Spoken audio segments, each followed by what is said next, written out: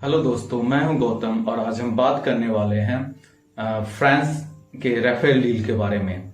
जी हाँ, फ्रांस और भारत के बीच में जो राफेल डील हुआ था उसके बारे में। ट्विटर देख लो या फिर विपक्ष की जुबान सुन लो, हर जगह आप अभी वही पाओगे। आप सोच रहे होगे कि जब हमारे चीफ जस्टिस ने बीजेपी गवर्नमेंट को क्लीन चिट दे चुका है तो फिर इस पे क्यों चर्चा होना। बहुत सारे बीजेपी समर्थक का ये भी मानना है ये विपक्षों की चाल है, लेकिन ऐसी कोई बात नहीं है। हमारे विपक्ष को इतने ही कमजोर है तो वो क्या चाल करेंगे। अब आते हैं, जो ये शुरुआत हुई, एक न्यूज एजेंसी है फ्रांस की मीडिया पार्ट, जिन्होंने ये सारा जो मतलब शुरुआत से जो डील हुआ था उस पे उनका मानना था इसमें बहुत सारा भ्रष्टाचार हो रहा है। तो जो राफेल जो है ये यूपीए की गवर्नमेंट में ही फ्रांस से डील हुआ था, लेकिन यूपीए की जो पॉलिसी थी वो अलग थी और बीजेपी की जो पॉलिसी है वो अलग है। अब इसका हम डिटेल्स में आपको पूरी बताते हैं। जब यूपीए की गवर्नमेंट थी तब उस टाइम 126 राफेल की डील हुई थी डोसाल कंपनी से। जी, लेकिन जब बीजेपी की गवर्नमेंट आई उन्होंने डोसाल कंपनी से नहीं, डायरेक्ट फ्रांस की गवर्नमेंट से डील की, लेकिन वो भी सिर्फ 36 राफेल के बारे में। और जो यूपीए की गवर्नमेंट थी वो 126 राफेल की डील की थी मात्र 590 करोड़ में, और उसमें से 18 जो राफेल है वो फ्रांस से आता और जो बाकी का जो राफेल है वो इंडिया में बनता। इंडिया की कंपनी थी एरोनॉटिक कंपनी जो यहाँ पे बनाती। अब जो मोदी गवर्नमेंट जब 2014 में जीत के आई तो उन्होंने इस सारे डील को कैंसिल कर दिया। उसके बाद उन्होंने 36 राफेल डील के बारे में बोला, और जब विपक्ष ने आवाज उठाई तो इतना कम क्यों, तो उन्होंने बोला कि मैंने इसमें बहुत सारा चीज जो एक्स्ट्रा जुड़वाया जो कि सिक्योरिटी के कारण हम नहीं बता सकते हैं।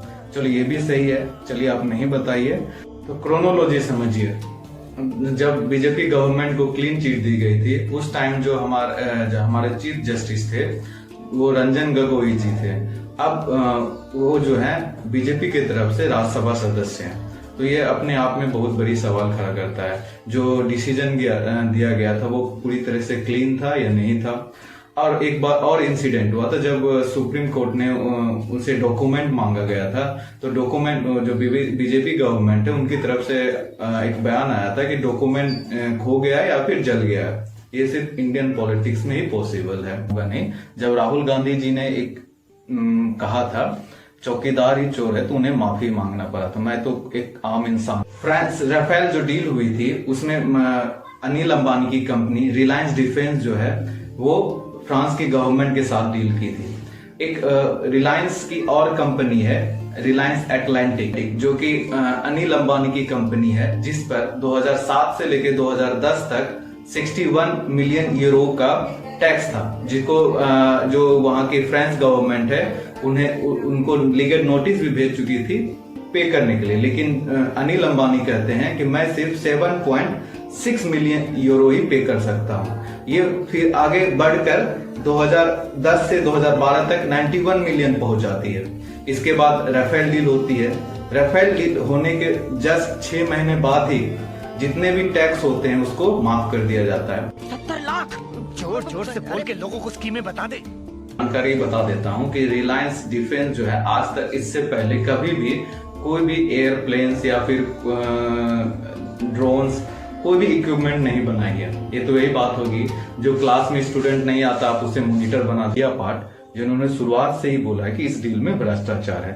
अब सच्चाई क्या है ये तो पूरी जब जांच हो जाएगी तभी पता चलेगा। अगर मेरे वीडियो में कुछ भी पसंद आया हो, ना पसंद आया हो या फिर कुछ भी खामियां हो तो आप मेरे कमेंट में जरूर कमेंट करें। और एक चीज और मैं कहना चाहता हूँ, किसी पार्टी का भक्त मत बनो, देशभक्त बनो तो देश आगे जाएगा। पार्टी की भक्ति करोगे तो सिर्फ पार्टी आगे जाएगी, ये आप पे निर्भर करता है। तो मिलते हैं अगले वीडियो में। अब मेरा पहला वीडियो है, आपको कैसा लगा नहीं लगा, और प्लीज सब्सक्राइब जरूर कीजिएगा।